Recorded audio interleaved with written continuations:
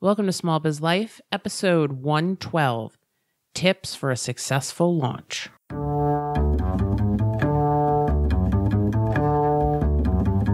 Does this sound familiar? Oh my God, I have so much to do today. Don't forget to breathe. But I have almost 400 emails in my inbox and 30 phone calls to make. Have you looked into getting a virtual assistant yet? Oh, and I need to schedule all my social media posts. Did you drink anything today? I had coffee. Did you eat today? Did I mention coffee's a bean? This is Small Biz Life.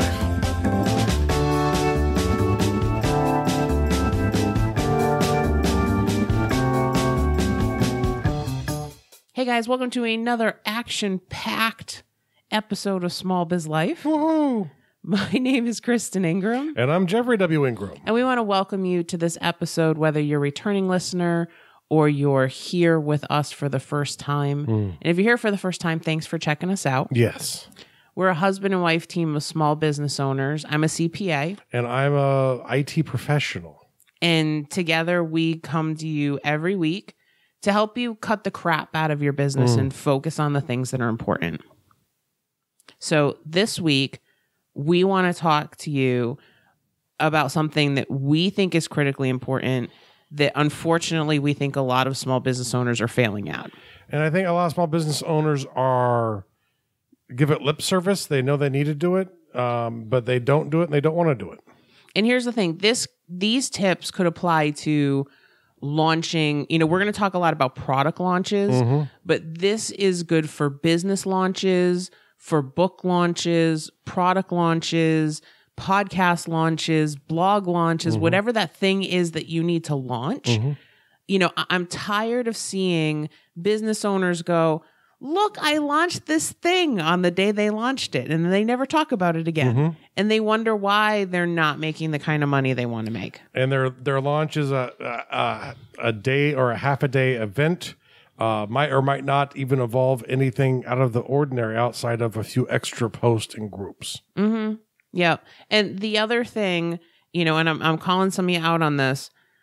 I'm seeing a lot of small business owners that are attempting to launch, but the launch is not about the thing they're launching. It's about them. Yeah. You know, so I want to sell X number of products. It's my goal to sell 1,000 books. You're not talking about the value of the product or the value of the book. You're talking about your personal goals.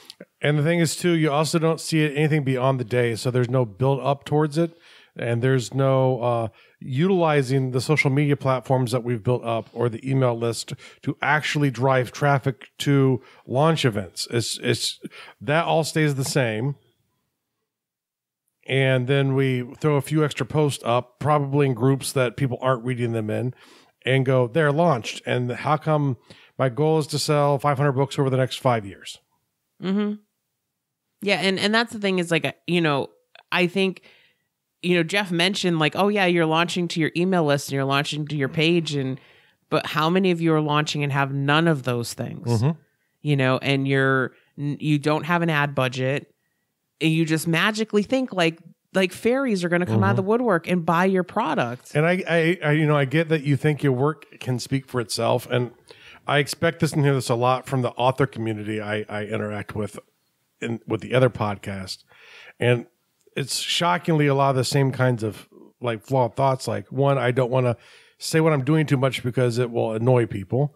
The truth is, if you have an audience of 1,000 people and you say something 10 times, probably 100 people have heard about it at least once. Well, and that's, you know, we were having a discussion the other day in our paid group. We have a paid monthly group called Small Biz HQ, which provides a monthly course to all of our members. And we also have like an accountability Facebook group. And, you know, so one of our members had talked about that she was having trouble like repurposing her content. And, you know, and I think we do this with launches as well, that we think that like everybody is glued to our content 24 hours a day, 7 days a week. And they are going to see everything that we post, everything we comment on. You know, if we put it out on the web, they are going to consume it. And that's not true. That's not true. And point in fact, we have a few people who we consider super fans, people who are really active all of the time, share our stuff, comment, like on our stuff, and we love them. But even they miss some of the content. Mm-hmm. You know, they don't hear everything. They don't read every email. We know, we can tell. You know, not that we check, because that would be vanity on our end. But you know, and there's nothing wrong with that. They have lives. They have other content they consume. And there's so much going on out there to have them for those comments that they do give, for those likes and shares and those listens that they give to our show is wonderful. But they have other things to do than consume our content. Right. And that's the thing. It's like, I almost think, you know, and I know this is going to sound really rough, but it's really conceited to think that, like, you know, if you have 500 people who follow you, or you have 1,000 people on your email list, that all of those, like, people are tuned into you 100% of the time, just waiting for you to say your next brilliant thing. Yes. And where they sign up because they want to hear your stuff. The truth is, you know, we've all had those days at work where you come home, the inbox is full, and you just go, you know what? It's been a month since I've been in my inbox. I'm just deleting a bunch of stuff. Mm-hmm. Yeah. And honestly, I do that all the time. You know, if I haven't opened these emails in 2 weeks, I'm not opening them. There are people who we are super fans for. And we don't consume all of their content, not even close. Yep. Because that's the thing. It's like there's so much out there, you know, that you can't consume it Plus, all. you know, we still have stuff like work. We still have stuff like life. You know, so, I mean, don't be concerned with the people who might hear it 3 times. But here's the thing, on the flip side of that, right, that gives you a lot more opportunity that if you're one of those people who's afraid that you're going to annoy everybody because you're out there all the time, don't. Because you're actually doing a service to your followers by putting things out multiple times in multiple ways on multiple channels. Because the reason they are connected with you is they want to know. The reason they're connected with you on multiple channels is because sometimes they catch you here, sometimes they catch you there. And the thing is, if you get to a point where you start getting the feedback, because trust me, they will let you know if they're getting too much of something. And when you start getting that feedback, feel blessed, because most people will never have that problem. And even for the really big internet famous people, there's probably only occasionally where they have those kind of issues. Yeah. And typically the only time I've seen it really complained about online in reality was during someone, and I won't mention the person, had a really large launch going on. They had every partner essentially really pushing hard for their launch. And so, but the problem is a lot of these people have a lot of the same people. So they're getting 10 emails a day all about one launch. And I did hear feedback on one launch, and I pay attention to a lot of these things online. One time I've heard that, and that was someone really big who his partners were also all really big. Yeah. Yeah. And that's really the only time that I have heard about a launch where people got annoyed that there was too much stuff, you know. And I think, you know, sometimes that happens when you're working with a lot of the same people, and you're launching their stuff and they're launching your stuff, and your audiences are the same. Yeah. And that's also why I'm also a big believer in gathering those emails when you have the opportunity, when they go to your site. And some people are like, oh, those kind of things, you know, pop-up boxes annoy people. Well, if they're so annoyed that they're not going to want to come back to my site again, that does kind of hurt me. But statistically, and very statistically significant, is they're not coming back anyway. Yeah. So if they don't want to connect in other ways to get more of your chances to have excuses to go back to your website, the less likely they are to ever engage with you ever again. Right. And here's the thing, you know, and it's funny because I get people to say all the time, you know, I hate pop-ups. I don't like them. But yet, you know, it was funny because we use Kajabi, and Kajabi just came out with this. It was a couple months ago. You're talking about Thrive themes. No. Kajabi let us put an exit intent pop-up up on the site. And so it's funny because we put that up, and the number of signups that we were getting greatly increased by having that exit intent pop-up. I believe, because we put up, I think about 4 months ago, our email list has grown by about a third. Yeah. And that's the thing. And it's like, you know, we were getting like a couple signups here and there, but like it really started to grow. The velocity started to increase. Yeah, exactly. And it's funny because it's the same opt-in that we've been using for the last, 4 months. Well, it's we not recently new. changed it. Yeah. Well, actually not the intent pop-up. That's still the right. That's still the intent one. Yeah. But so, you've got to kind of don't always think about the things that annoy you. Right. And don't always think that you've like risen to that caliber that you're annoying the whole world. And sometimes too, yeah, you get annoyed, but it's because the content wasn't worth it. Make your content good. Yeah. Okay. So we talked about some of our pet peeves because like we had to get those out of the way. /rant end. Okay. So yeah, that's the end of the rant. And if you're still with us 10 minutes into the show, awesome. We're so glad you're still here. That must have been rough for people listening for the first time. They're like, wow, they're jerks. What's wrong with those people? I don't know. But here's the thing, if you've been with us for a while, like we're going to tell you straight, right? Like we're not the kind of people that kind of pussyfoot around stuff. One of the reasons that, my accounting firm is successful is because I'm really straight with people. And when we launched the podcast 111 episodes ago, we decided that was something that we were going to do. And so, if that's not what you're looking for, this might not be your podcast. Not the right show. Okay. So, all right, let's really talk about tips for a successful launch. Let's kind of, turn things positive again. So, there's really like 6 or 7 areas that you have to look at when you're launching something. And the first one is opportunity. And I think a lot of times we kind of forget that like before we launch something, we kind of have to think about what opportunities are out there for us and, what we might need, okay, in order to have a successful launch. So the first thing is you need to have an audience before you launch. And I think a lot of people, they screw this one up. Because they go, well, I'm going to make the thing and I'm going to put it out there and Amazon is somehow going to find my book and put it all over their main page and suggest it to everybody and I'm going to make $1 million. And, with the several million books released every year, that happens to very few people. And most people who do it are actually hacking the algorithms to get into a position to do it. And that's because they've done prep work. The biggest, lie about launches is they start the day the product comes out. Launches typically start a month ahead of time. And it varies depending on exactly what you're doing and your product space. So don't take that as gospel, but they start before the launch. You start pointing all of your social media, you start having all of the stuff that you've built up, starting to drive people towards this thing that's coming. And it ends probably, on a big launch, like say you're releasing a big product or big service and you need a big push for it, probably a month after. So, your launch window for a big product is probably going to be 2 months. And you don't have to have things in place when you get to that for it to work.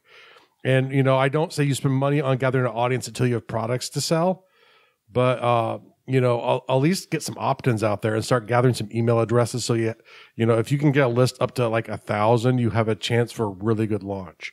One of the people we like, one of our customers, just became $1 million business, or really one of Kristin's customers and our customers, yes.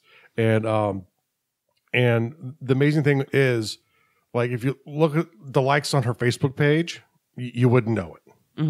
There are many much larger internet names out there, but between her knowledge of marketing and able to shift all of her resources and keep them on the task at hand, she turned, I would call a respectable sized community into $1 million business.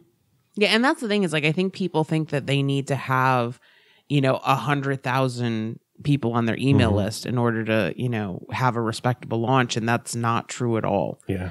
But the key is you have to know who your audience is.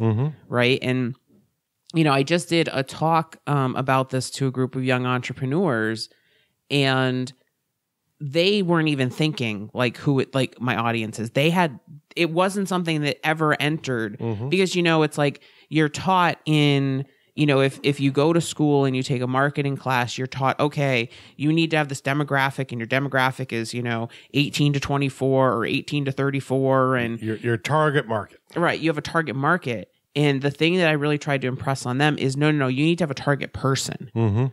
Because whenever you are developing, think about this, right? You're going to have this launch. You have to be talking to someone, a person, because your content, your emails, your sales page, everything you do will be so much better if you are directing them to one person that is the ideal person that you want to be your buyer. And the thing is too, your ideal person should be the person ready to buy at that moment and from you.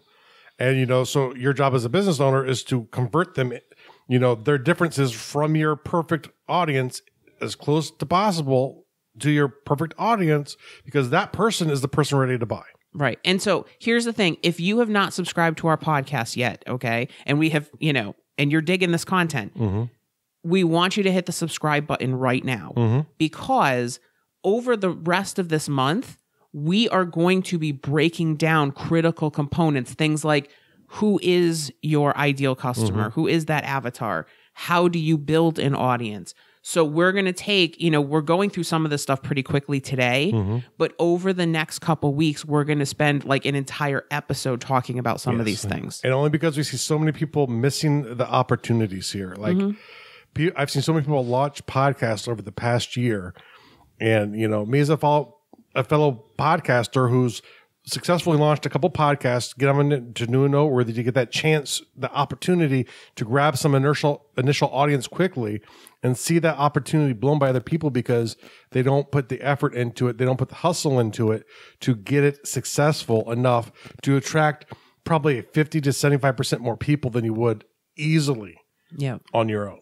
Right. And that's one thing that we did when we launched this podcast. We started talking about it a month before. And we were like, coming soon, the business podcast. And we were talking about it to our email list. And we were talking about it to, Facebook. And when the launch day came, the downloads were there. And we got into New and Noteworthy with this podcast like the first or second day, And so, but the thing is, it's like, because it was cultivating that audience, right? So we started an email list months before. Like, we weren't even really sure what we were going to do with that email list, but we were going to do an email list. Break away from your desk, and you were just giving out business tips. And that's kind of how that evolved into this. So the next thing you want to look at is you want to look at who is your competition. Who out there is doing the same thing you're doing something similar that you're doing. And the thing is, I want you to not only think about competition as, these are the people that I'm trying to supplant them. I'm trying to work against them. There might be in a similar space, maybe have a similar audience to you, but maybe they're not going to sell what you're selling, and they could actually be really good partners. And the thing is too, it's like, I like to grade people. Competition, as you would call them, I call them opportunities, but those opportunities that are sitting out there, I like to grade them. Who's the tier one? Who are the big players? Those are my big goals. Those are the people who I want to mimic and differentiate from. There's other people who are like tier 2 or tier 3 kind of players in the market who, maybe have a bit of a name for themselves, but don't make money, or maybe they make some money, but you'd be surprised to know it because they're hard to find. And those kind of people are good to know too. But they're probably also not the people you're trying to mimic. Maybe there's ideas you're taking from each of them, but ultimately you're trying to target for where you want to be. Yeah, exactly. And that's the thing. And you can learn a lot from your competition. We did a lot of work with this in HQ, and eventually, if you subscribe to HQ, which is our monthly membership site, you actually get all of the content that we did this year, which we launched in January. It's like a free mini course a month. Yeah, but you'll get all of the back content as well. It's not just the content, from going forward. Yeah, in a way, it's like that's a lot of content we give away. Wow. Yeah. Yeah, I had to think about that. Because, at this point, you're going to get, like, if you subscribe today, almost 11 10 months worth of content. Well, I guess we've made month 11. We haven't released it. Yeah. We're just not there yet. Yeah. We're getting there, though. And then eventually what we're going to do in 2018 is we're going to be releasing all these as mini courses. where you can just buy a certain month, but you're only going to get 1 month and it's actually going to cost more than a month of HQ. Yeah. But we spent like a whole month talking about like, how do you analyze your competition? You know, how do you figure out who's out there, what's working for them and what's not? Because you can look at your competition and say, okay, you know what? We kind of have the same audience. Oh, but you're doing really well on Instagram, but Facebook is kind of crickets. So maybe I should be on Instagram too. Maybe that's where I should focus. And if you're good there and I want to be on Instagram, you know, I'm looking, what are you doing there? Are you doing things that you interact with your audience? I want to be interacting in those with you. You know, the thing was, I was a scout in the service.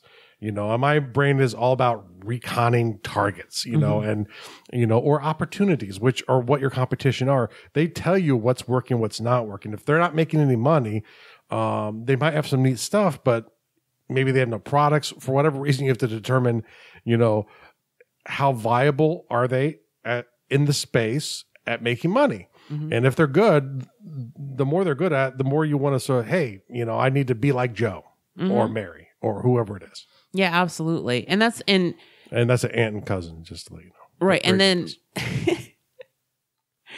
and then the last piece of this in the opportunity section is you got to know your finances. Bringing a product to market is going to cost you some money.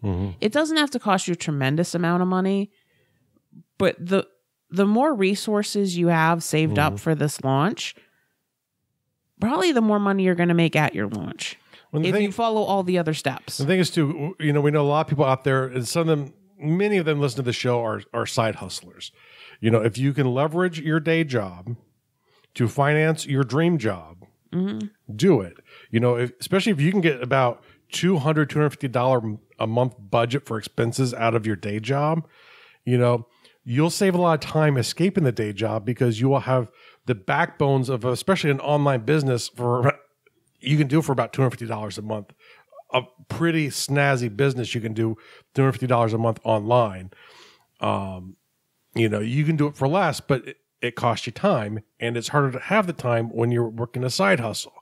So, you know, the thing is, leverage the tools you have. If you have a day job, especially one that, you know, figure out how to get your household budget in order to free up some money to have a budget for your business starting off, because that will save you time and help you do better launches. Right. But especially like, you know, I mean, you can put together a basic website, you know, like let's say that you're selling a book and your book is up on Amazon.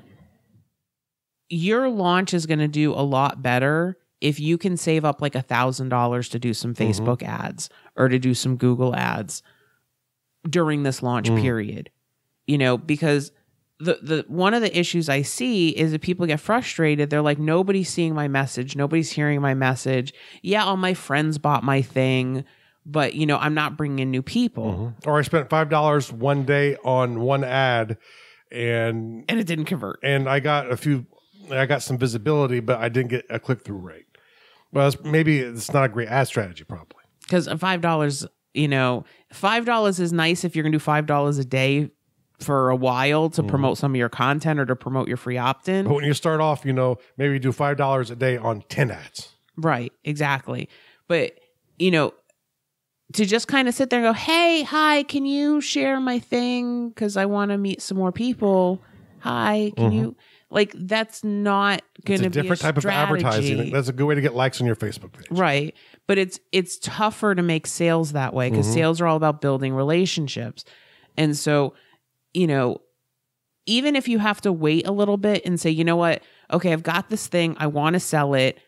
Like, even if you have to like get a job, you know, like get like a second job for a couple weeks, like delivering pizzas or waiting tables, or do something so that you can save up a nest egg for your launch. Like if this is your thing, this is your dream, this is your baby, you got to put some investment into it. We're going to have to talk about that at some point. We should. Yeah. Okay. We could totally do that. That's another episode. Yes. Add that to the list. Okay. So the next thing that you need to do is you need to look at schedule. Okay. And the less time you have, if you have that day job, the less time you have, the more thorough you need to look at your schedule. Right. And here's the thing. There's two components to this. You need to know when to launch and you need to have a launch schedule of what things are going to look like. So the first thing, knowing when to launch, you know, it's funny because a lot of people right now are going, okay, I want to launch something, you know, is January a good time? I don't know. Everybody's launching in January. Should I launch in January? The reason that everybody launches in January is because if you're in the business space, the personal health space, the personal improvement space. If you're helping someone improve their life or business, people make changes in January. Exactly. You know, so your goal is to get, you know, try to be in that space at that time. You know, maybe you want to do like, you know, but like you don't want to launch like on Christmas Day. Probably gonna get Probably crickets. not. You know, it's really hard to launch in the summer because a lot of people kind of tune out, especially like if you're trying to launch to moms. And part of this is why it's so important to know your target audience, know your perfect, your ideal customer, because some businesses might be the only time to launch is in the summer. Like if you're trying to launch to teachers and like do like education for teachers, summer might be a great time.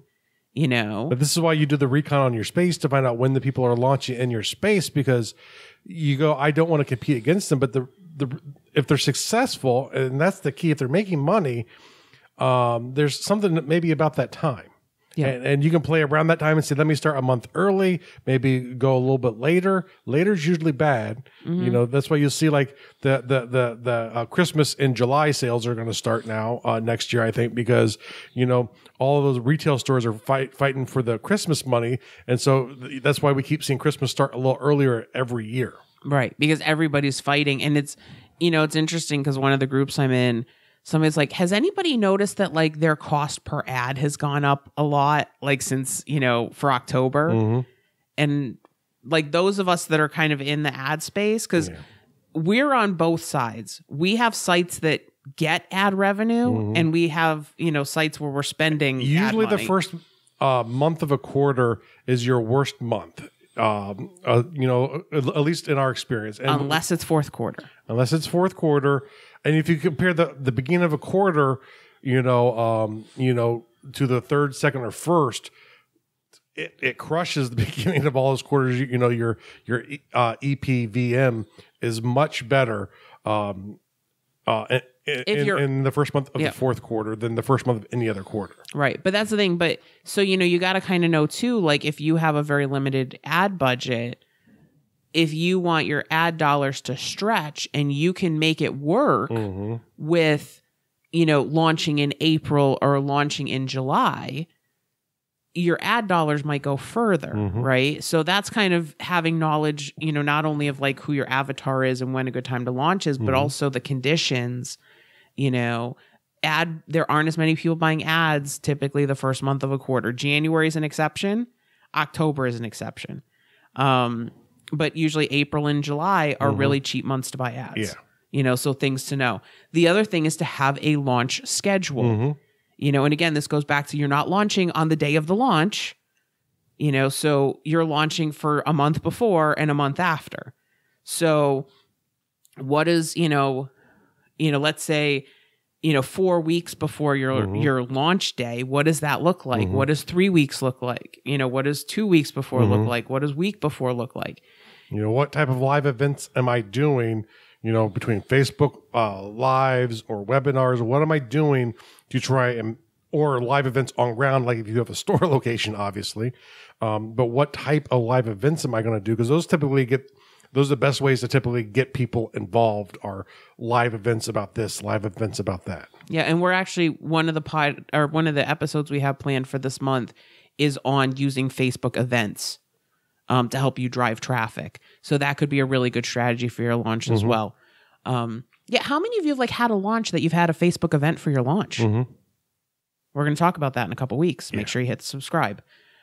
Times 2. The next thing is focus. And this is really tough because like when you're excited about your launch and you're kind of freaking out about your launch, focus is really tough because there's a whole bunch of things going on that you're afraid, right, of what's going on. You're afraid that it's not going to work. You know, you're excited hoping it is going to work.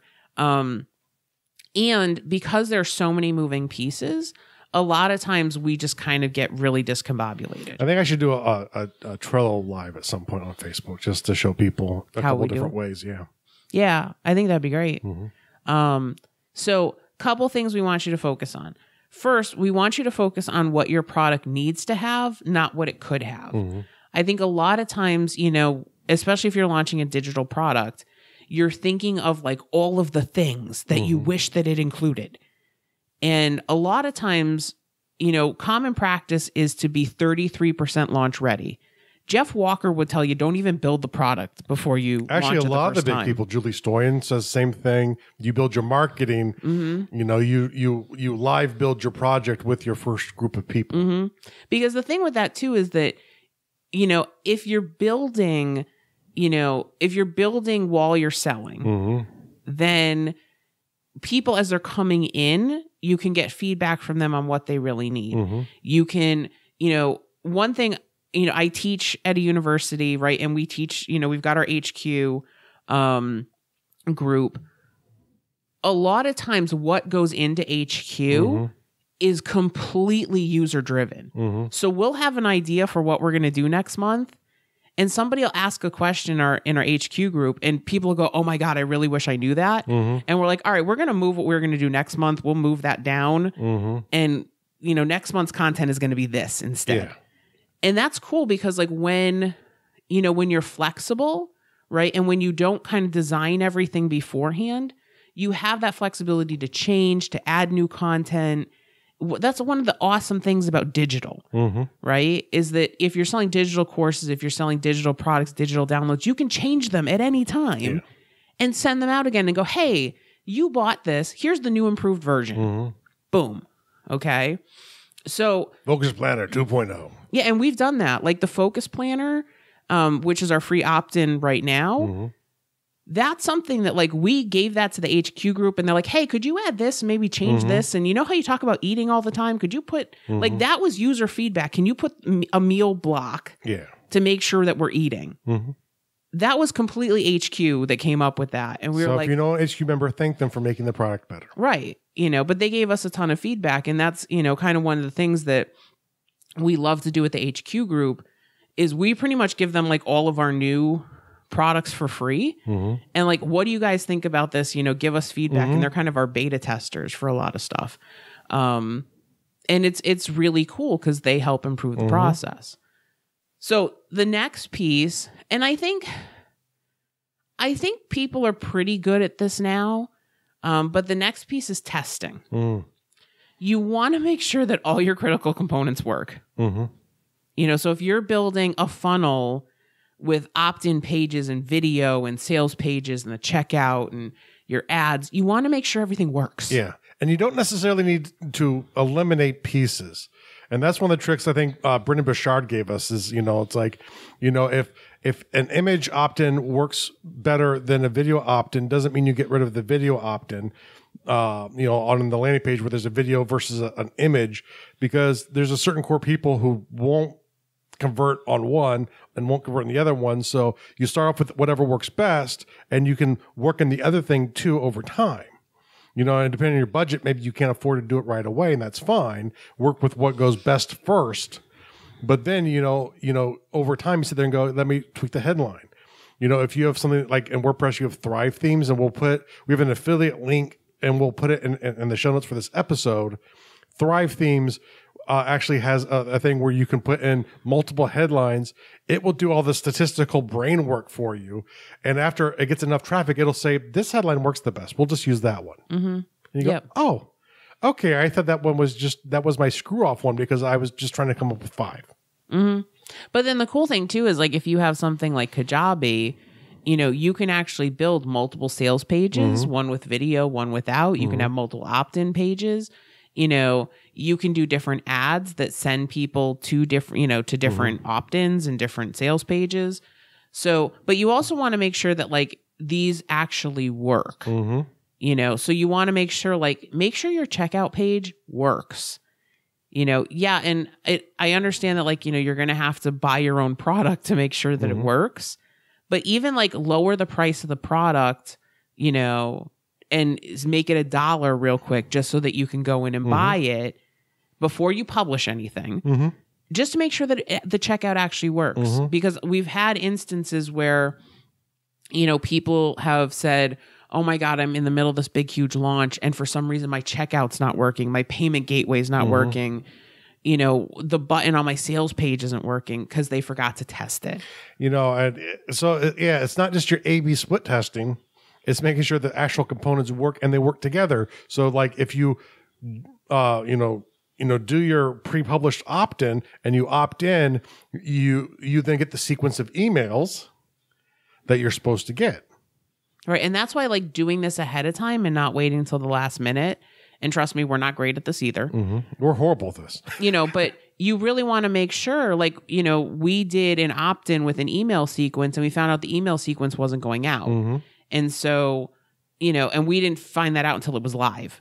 So we had to go back and say, okay, oops, sorry, you're supposed to get these emails and now they're coming, so you don't want to, especially if you're in the middle of a launch, you don't want to have to deal with that. Okay. So the next part of this is positioning. And what you're trying to do, and we kind of talked about this a little bit already, is that you are creating awareness before you launch, whatever your thing is, whether it's a podcast, a YouTube channel, a book, a course, whatever it is, you have got to start creating awareness before the launch. It's like some people call this a pre-launch period, but to me, it's part of the launch. Part of the sequence is getting awareness out there. Like I said, the bigger the product, the more profit you can make on the product, the more time you want to spend doing this. It's not even necessarily the cost of the product. Maybe it's a $1 product, but 75 cents is profit. And you think you can sell a lot of these things and your goal is to sell a lot of them. You're going to spend time there because you're going to get a good return on those sales. Right. But it's amazing because I think, if you're familiar with Kickstarter, I think a lot of people think that like the Kickstarter launch begins the day the Kickstarter goes live. And the thing that I'm seeing more and more is people are actually running ads because they're going to have the super early bird, special. If you're one of the first 500 people or whatever who buys, they will start running Facebook ads to say, hey, listen, if you think this is cool, opt in. We'll let you know when the Kickstarter is live so that you can be one of those early buyers. One of those first 500 to get the super deal. Because, the thing is, too, it helps out the Kickstarters because its early velocity builds the momentum in the Kickstarter. So for them, it makes sense to have that super giveaway to encourage people to right away be mashing that button because it helps hack the Kickstarter algorithm, helps show them as this helps show them to more people who are on the site, and it helps give them more visibility, and they're much more likely to succeed. And that's the thing too. It's like, if you're going to sell a book on Amazon, consider doing pre-orders. Like if the book is done and it's preloaded and it's going, do pre-orders because the people aren't going to get charged until the day your book comes out. But the cool thing is like all those sales count as at that first day sales. And then if you have a team together and I think you need a list for this because I see a lot of people use Facebook groups, which used to be a good idea. But the problem is now they'll start a group out 2 months before, they're ready to do anything. The group's completely dead. And then when they start posting, no one's seeing it in their feed because the group has been dead. The group has been dead for 2 months. Yeah. But it like if you're launching either a physical product or a book, or even like if you're doing a podcast, something that's got design work to it, share your logo with your email list to get people excited. Share your book cover. I know when we got the cover done for your first book, just the art, like you shared the art out, just to kind of get people like excited. Like, well, what is that? Like, what's that thing in the fire? And ultimately, remember the point of a launch, and maybe we should start the episode with this, is to build excitement towards the arrival of a new product sales season. So that all of your goal, all of your social media really needs to be pushing and circling people down let's say like a funnel, sort of like water going down a funnel, how it goes clockwise or counterclockwise, depending on where you're at on Earth. And, but it circles them down into and hopefully buying at the end of that time in the launch period. Right. But that's the thing. And we have a lot of business owners that come to us and say, But okay, I'm going to build an email list, but what am I going to talk about? Like, what am I going to share with them? Like, I don't know what to. And that's the thing. If you have a physical product, your logo, your website, your struggles and figuring out what you're doing to get this thing launched. Right. Like, and that's the thing. It's like you can share your fears and concerns. Yeah. And I think like you've done a really good job with this with your book. You know, you've talked about like, these are things that are working. These aren't, you know, delays are going to happen, you know, and you've talked about that both on your podcast and, you know, to your email list. You know, you've got a lot to share to help other people with their, you know, struggles as well. A lot of the people that follow Jeff are actually authors who are kind of watching him go through this process of trying to get his book launched. Or if they're not authors per se, they have some project goal at the end to do with what they're doing. It's, you know, maybe they want to, you know, release a role playing game or their own video game, whatever it is, there is something down the road for them. Right. So, you know, so you want to be looking at, you know, email list building. You want to look at content creation. You want to get others involved. This is something I think authors are pretty terrible at. And I hate picking on authors, but like, since Jeff has this community of like authors and creatives, and maybe it's a creative thing in general. But it's like, they're not looking for opportunities to be on people's podcasts, on their YouTube shows, on their Facebook lives, you know, and that's one thing. And it's interesting because I find that creatives are like building these communities, you know, and they're connecting with other people, but then they're not leveraging those relationships to try to actually get the word out there.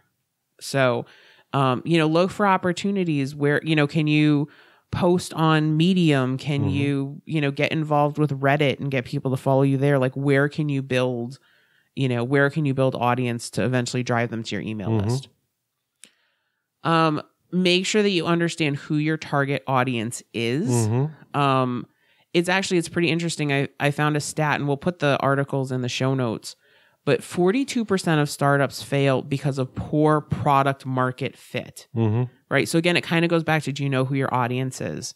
Because if not, then, you know, maybe you're marketing this awesome product to the wrong market. Or maybe you're like, oh, this is an awesome market, but the product isn't right for them. So you've got to make sure that those things click. And that's why, you know, starting to build an audience before you launch. And I would even argue, like, you know, I would start probably more than a month, you know, do some blogging, do a YouTube channel, do a podcast, do something to build an audience so that you can get to know people, get to know your audience before you launch your product. And make sure that in your, you know, and again, this is kind of all part of positioning, make it relevant to your audience. What problem are you solving for them? Because if you can't figure that out, how do you sell it to them? Right? So one of the things with Small Biz Life, you know, one of the reason we started HQ is there are a lot of small business owners out there that, you know, we found when we were doing market research and looking at competition, there's a lot of marketing courses, there's a lot of business courses, there's a lot of, you know, very niche courses out there. And most of them are like $1,000 courses, $2,000 courses. And what we wanted to do is we wanted to bring in like these mini courses to kind of give you some information about a wide variety of topics for a lower price point. Right? So, you know, you spend $39 a month and you're going to get 3 hours of content and a live call every month with us. So, you know, it's something that they can always go back to. You know, if you join later, you can go back and figure out which content you want to go through when you need it. Do it a la carte. I need this now. And that's what we always encourage. You know, focus on what you need now. Don't focus on just what the current month is. Right, exactly. And you're not going to get like the depth that you would get in like $1,000 course. No. You know, but most small business owners don't need that anyways. They need some exposure to it. Because you need to understand the strategy of it. And ultimately, when you're making money, a lot of these things you're going to hire out people to do. Right. So we kind of solved this problem that like, hey, if you don't have $1,000 a month to spend on, you know, on education, you know, for $39 a month, you know, you can get these mini courses, you know, plus you're going to get It'll give you a taste of things to sit there and go, oh, all right, now yeah, okay, that's the $1,000 course I'm going to need. So it lets you test out the waters and a broad range of things. Plus, like she says, we have the accountability to try and keep our people moving forward. Right. Which is a big component that, most... Especially early on, it's very easy to let your emotions override it. Yep. Well, I think, too, when you're working at home, it's tough, because you don't have anywhere to, bounce ideas off of. Yes, you don't have customers coming through the door, which keeps you tidying up your space. Yep, exactly. Okay. So the next part to consider is training. And I think sometimes we get, it's funny because we're just talking about the $1,000 courses, right? How many of you have bought these, really comprehensive courses, and maybe you've watched some of them and maybe you've watched them all and you just didn't implement them. You really got to figure out what training you need to serve your customers and what training will your customers need to purchase or use your service. So, because you know what makes great content? Exactly, right? So the first thing, you need to know what you need to serve your customers. And it's not everything. There might be 100 things in getting that website set up to sell your digital products. But the thing is, what's the next thing you need to move that ahead? Yeah. So, and that's the thing. And it's I'm looking at this for 2018 right now. And I just put in an application for a $12,000 mastermind today because I really want to work with someone who has $1 million online business. And so, and learn as much as I possibly can. So that's kind of the next level, the next step that I think we need to serve our customers. And I know and it's funny because it's really tough because we do a lot of recon, like Jeff said. And so we get exposed and you're like, oh my God, that course sounds cool. Okay. Shiny. Oh, and some of these funnels are really dangerous. They're really good. Some of them are really good. Curse you, Russell Brunson and Brendan Bouchard. I know. But the thing is, we have to sit there and say, do I really need this training right now to serve my customers? And if the answer is no, then we don't buy it. Okay. And I know it's really tough because there's lots of shinies out there. Especially if the person has a great personality on top of it. Because, that goes the Gary Vaynerchuk thank you comment where it's, they're so awesome. I want to buy this course. Yeah, exactly. So the other thing that you want to do, and this will help you in your, in your content creation, what training will your customers need to purchase or use your services? These are really good questions to ask because this will, Jeff Walker talks about the sideways sales letter and the 3 sales videos. Brendan Bouchard talks about you do the sales videos. This will help you determine what your sales videos are going to look like. What is that? What education do you need to put up on YouTube to get people to, buy your product? Because the general strategy is you're trying to teach them and offer them value, but you're leading them to the next problem, which is the next video.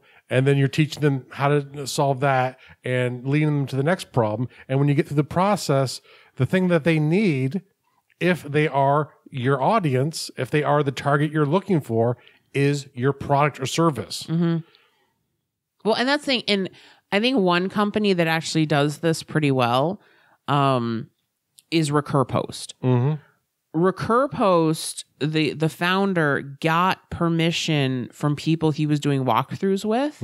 So let's say you did a sales demo with somebody. He would record those, get their permission, and put them on YouTube.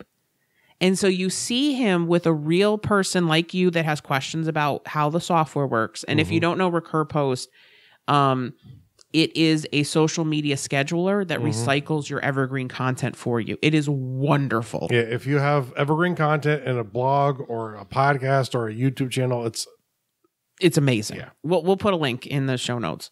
But so think about it. So, I don't have time to schedule typically when I'm doing research on stuff, it's late at night. I got to watch somebody like me who has questions about the software, and he walked through this is how the software works. This is how you use it. This is how you set stuff up. And it was awesome because it answered all the questions that I had, and I got to see the software and how cool it was and learn things that I probably wouldn't have learned if I hadn't watched the video. yeah, it was awesome. And it was one thing, like, and it's funny because that was something that he put up as kind of a training, right? And that's one thing that I would maybe recommend is that, like, if you have training videos on how to use your thing, make them public and put them on YouTube. Because if you put in really good keywords and you really good description and a link back to your website, people could actually find them and you can use that as a sales device. So, don't just think about like training as something that goes inside your product. Especially if it's like how to use it or how to navigate it or something like that. Okay. Anticipate any roadblocks that people might have in using your product or service. That's one thing with like Small Biz HQ. When we have new people come on, they're like, okay, do I have to start at the beginning? And we're like, no. Just start wherever you want to start. These are all independent modules. Pick the thing that you're having the most trouble with and start there. It doesn't matter. But that was like something that we didn't initially anticipate as being a roadblock. Because we knew that it was individualized content, but new members didn't. And it's not only for using your product, but it's also the roadblocks that people are going to have, the things that are going to prevent them from buying your product. Yeah, absolutely. And then the last thing is feedback, right? You want to do some type of, either have beta testers, which is kind of what we use HQ for a lot of the time, with new products. Find, if you're in a mastermind group, beta readers for your new book. Yeah, beta readers for your new book. Get feedback on designs and ads from your fans, which is another reason why it's good to have an audience. Jeff shares out, artwork, maps, all sorts of things with his community, not only to keep them like engaged, but also to get feedback. Like, what do you think of this? Is this all right? And sometimes it's not even necessarily relevant at the moment, but it's something I want to start thinking about. So I start to get initial feedback and then I move forward. But like, I know when you started World Builders Anvil a couple of years ago, you actually went into a podcasters group and posted your, what was going to be your cover art for your podcast. Oh God. Yeah. Oh my goodness. And they made it so much better, but boy, it was painful. Yeah. And that's one thing is like, I think sometimes we don't want to get feedback because we don't want to get ripped apart. You have to keep in mind that most people that are going to give you feedback, some are trolls. Okay. We have a whole episode on trolls. You can go listen to that. And we'll link that in the show notes as well, the trolls episode. Most people, though, are going to take the time to give you feedback because they want your thing to be better. Right? Yes.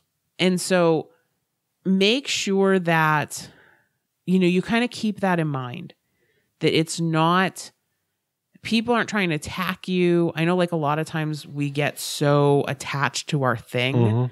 It's like HQ. I love HQ. I love the members of HQ. Like that is our baby. I love interacting with those people and making content for them. And it's like, if you get criticized on that, sometimes it's really hard, right? Because this is your thing. But most people are just trying to make it better. Okay. And so if you come to it with that, that in your heart, it's easier to accept criticism. Okay. So those are the components that you need to look at. So you're looking at things like opportunity, your scheduling, your focus, make sure you test everything. How are you positioned? Do you have the training, not only that you need, but set up that your customers are going to need? And have you gotten feedback? And remember that a launch is not sharing once on launch day. No. It's bigger than that. It's more than that. And we hope that this episode kind of shows you what goes into having a successful launch. So if you have any questions about this, the best way to interact with us is through our Facebook group. If you go to facebook.com/groups/smallbizlife, you can come interact with like over 400 other small business owners. We want to help you. We want to make sure that you're successful, because when you're successful, we're successful. Yep. And you are just one step away from getting the success that you need. And we're here to help you figure out what that step is. So thanks so much. Have a great day. This was Small Biz Life.